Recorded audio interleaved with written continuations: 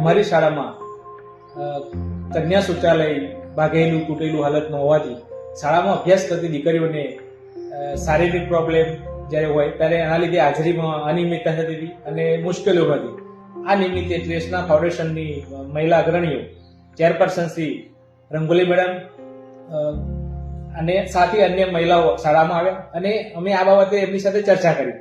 આ ચર્ચા દરમિયાન તેમણે ટીએલડી ટર્બો ઇન્ડિયા પ્રાઇવેટ લિમિટેડ CSRના સહયોગથી અને ટ્રેસના ફાઉન્ડેશનના સંયુક્ત ઉપક્રમે શાળામાં કન્યા શૌચાલય બનાવવાની શરૂઆત થઈ. ટ્રેસના TLT કંપની તરફથી અમને જે આ ફેસિલિટી આપી એના લીધે સૌથી મોટો બેનિફિટ એ થયો કે છોકરીઓ રેગ્યુલર આવતી હતી, તેમનો શરમ સંકોચ દૂર થયો અને એના કારણે છોકરીઓની રેગ્યુલર હાજરી પણ થઈ. ઇવન અમે ટીચર્સ પણ એનો યુઝ કરીએ છીએ.